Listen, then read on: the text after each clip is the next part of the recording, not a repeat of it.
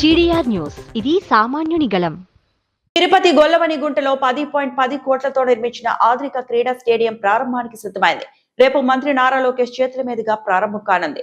తిరుపతి గొల్లవనిగుంటలో 10.10 కోట్ల వ్యయంతో నిర్మించిన ఆధునిక క్రీడా స్టేడియం సిద్ధమైందని చాప్ చైర్మన్ రవినాయుడు తెలిపారు. సిఎస్ఆర్ పీపీపీ మోడల్ ద్వారా నిర్మించిన ఈ ప్రాంగణంలో కబడ్డీ, ఖోఖో, వాలీబాల్, ఆర్చరీ వంటి క్రీడలకు ప్రత్యేక మైదానాలు, క్రీడాకారుల అకాడమీ, ప్రజల కోసం వాకింగ్ ట్రాక్ ఏర్పాట్లు చేశారు. చంద్రగిరిలో 3.25 కోట్లతో మల్టీపర్పస్ ఇండోర్ హాల్ నిర్మించి శ్రీ నారా రామమూర్తి నాయుడు క్రీడా ప్రాంగణంగా నామకరణం చేసినట్లు వెల్లడించారు. తిరుపతిలో అంతర్జాతీయ ప్రమాణాలతో బాక్సింగ్ రింగ్, కరణం మల్లేశ్వరి పేరుతో వెయిట్ లిఫ్టింగ్ అకాడమీ ప్రణాళికలో ఉన్నాయని తెలిపారు. గూడూరు, సూళ్లూరుపేటలో కూడా క్రీడా మౌలిక సదుపాయాల విస్తరణ జరుగుతోందన్నారు. రేపు నారా లోకేష్ ఈ ప్రాజెక్టులను ప్రారంభించనున్నారు.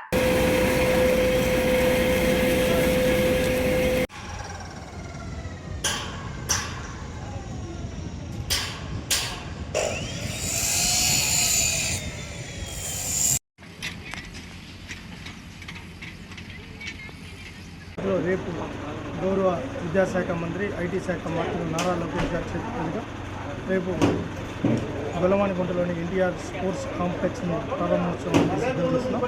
రేపు ఉదయం 9 గంటలకి ఆ ప్రాంగణం ప్రారంభంతో పాటు చంద్రగిరిలో ఇండోర్ స్టేడియం కూడా ప్రారంభిస్తున్నాం. అదేవిధంగా గూడూరు, సూళ్లూరుపేట అకాడమీకి సంబంధించిన భూమి పూజ కార్యక్రమాలు కూడా ఉన్నాయి. క్రీడాకారులకు ది బెస్ట్ గ్రౌండ్ ఇవ్వాలనే ఆలోచనతో ఇవి రెడీ చేయడం జరిగింది.